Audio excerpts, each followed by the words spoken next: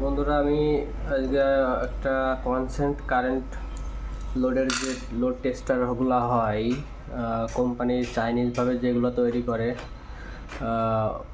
ওইগুলারই যে কাজ করে সেই কাজের জন্যই সেম একটা সার্কিট আমি ডিজাইন করেছি। তো ডিজাইন করা সার্কিটটি হচ্ছে, আমি প্রথমত একটা ভ্যারো বোর্ড বলে এটারে আমাদের বাংলায়।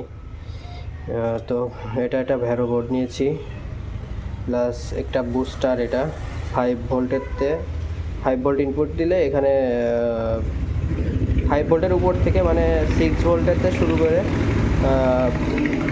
30 ভোল্ট বা 35 ভোল্ট 24 ভোল্ট এরকম এই পর্যন্ত আউটপুট নেওয়া যায়।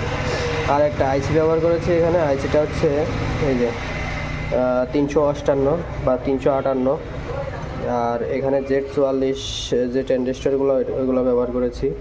তো আমি এখনও কানেকশন করি নাই, শুধুমাত্র বসায় রেখেছি, কানেকশন এখনও করি নাই। তা ভাবলাম যে যেহেতু তৈরি করছি তো আপনাদের মাঝে শেয়ার করা উচিত, তাই একটা ভিডিও করে রাখছি। এটাই যে এখানে দেওয়া হচ্ছে IRF Z44, মোট হলো 6টা। এখানে রেজিস্ট্যান্স লাগে কিছু। আমি এখানে 4টা ব্যবহার করব, 6টা মসফেটের জন্য 4টা ব্যবহার করব, 4টাই বেশি হয়। এটা হচ্ছে 3 ওয়াট 0.25 মিলি ওমস। এটা ওমস না, ওমস 1 ওমসেরও কম এটা। তো এইরকম রেজিস্ট্যান্স আমি ব্যবহার করব 4টা। তো প্রত্যেকটা যাবে হচ্ছে মোসফেটের ডাইন সাইডে যে সিঙ্গেল পিন থাকে ওইটাই, এমনি এটারে সোর্স পিন হয়তো সোর্সই বলে, এই পিনটাই যে এইটাই।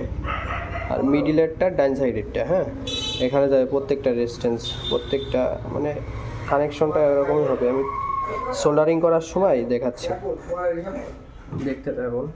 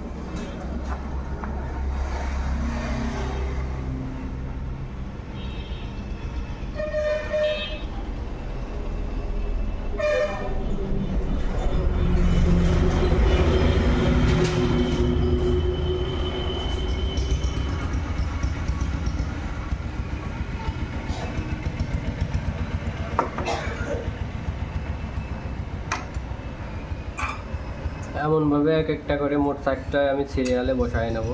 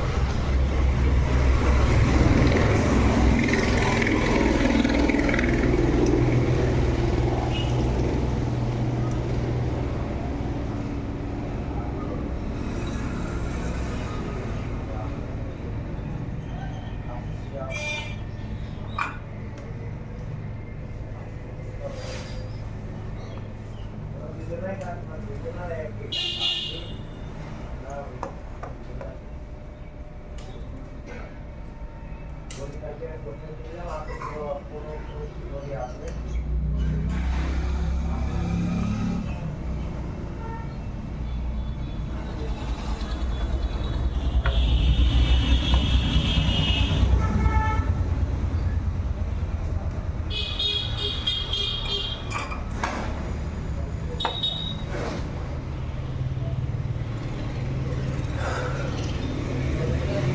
বন্ধুরা, আমাদের রেজিস্ট্যান্স সাইডটাই সোল্ডারিং করা হয়ে গিয়েছে।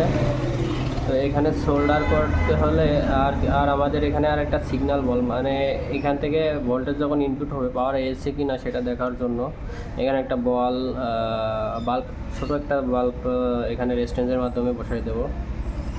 তো বাল্বটা বসাই দিয়ে একবারে। তো বন্ধুরা, আমাদের লোড টেস্টার মেশিনটা এখন যে একটা ব্যাটারি লোড চলছে আর কি।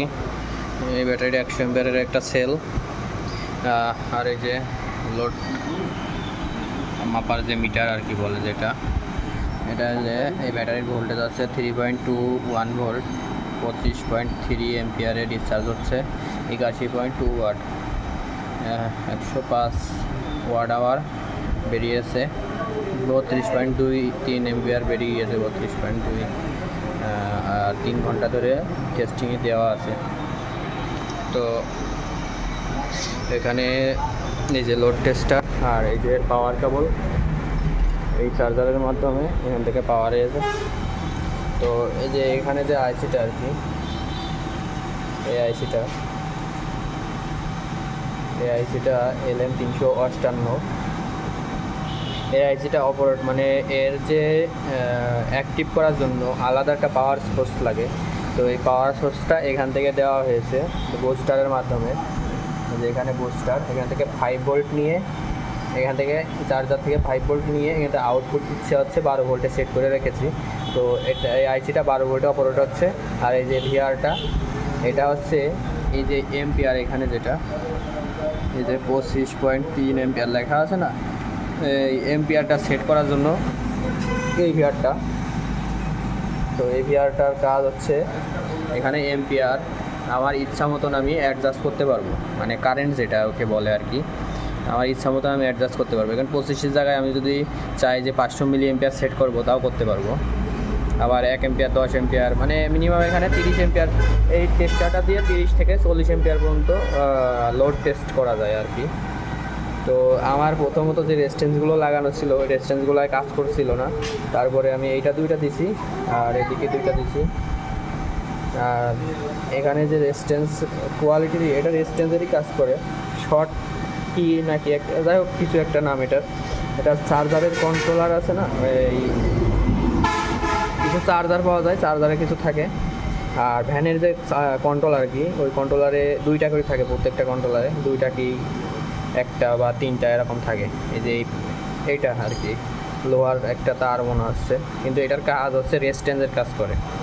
এটার পরে এটার ভিতরতে পাওয়ার বা কারেন্টটা যখন লস হয়, কারেন্টটা যায় আর কি, প্রবাহিত হয়, ওই সময় এই রেজিস্ট্যান্সটার ভিতর থেকে কিছু ভোল্টেজ ড্রপ করে, কিছু এম্পিয়ার ড্রপ করে। ওই ড্রপটা হচ্ছে এই আইসিতে রিসিভ করে আর কি।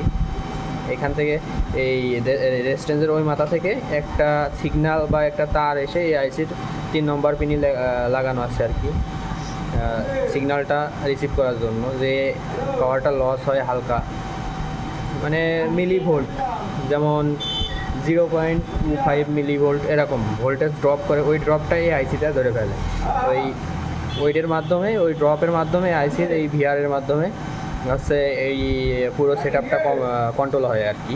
আর এটা প্রচুর পরিমাণ হিট হয়, যার কারণে আমি এখানে হাই স্পিডের একটা কুলিং ফ্যান লাগিয়েছি। এটা ইনভার্টারের ফ্যান।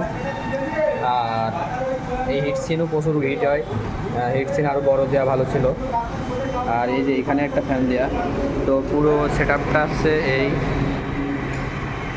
এখানে যে 100 এম্পিয়ারের সেল রয়েছে এটা, আর এই যে ডিসচার্জের পজিটিভ লাইন এটা, আর এটা হচ্ছে নেগেটিভ ক্লিপ।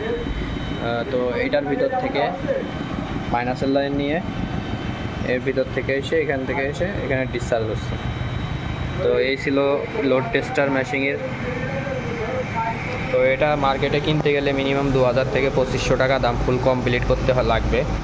মার্কেটে আলি এক্সপ্রেস বা দারাজে এগুলো পাওয়া যায় লোড টেস্টার। তো কিছু কিছু লোড টেস্টার আছে সেগুলোর দাম মনে করেন মিনিমাম 5000 টাকা 3000 টাকা এরকমও আছে। তো এই টেস্টারটা আমার হাতে বানানো আর কি। যদি হাতে বা নিজের বুদ্ধিতে করা যায় তাইলে শুধু শুধু কেন টাকা খরচ করে অত হাই কোয়ালিটির জিনিস, ওইগুলোও তো একটু অ্যাডভান্স স্টেজ আছে যে ডিসপ্লে থাকে, ওইগুলাই ওই লোড টেস্টারগুলোই ডিসপ্লে থাকে। তো অল্প খরচের ভিতরে এটা করে নেওয়া আমার মনে হয় বেস্ট হয় আর কি। এটাই আমি যদি 25 এম্পিয়ারে ডিসচার্জ করছি অলরেডি, তো এখান থেকে আমি মিনিমাম 30 থেকে 40 এম্পিয়ার ডিসচার্জ রেট নিতে পারবো। আর যেগুলো মার্কেটে পাওয়া যায় ওইগুলোই 20 এম্পিয়ার 10 এম্পিয়ার এরকমই ডিসচার্জের রেট থাকে আর কি। ওইগুলাই ডিসচার্জ রেট কম থাকে, কম করা যায় ডিসচার্জ।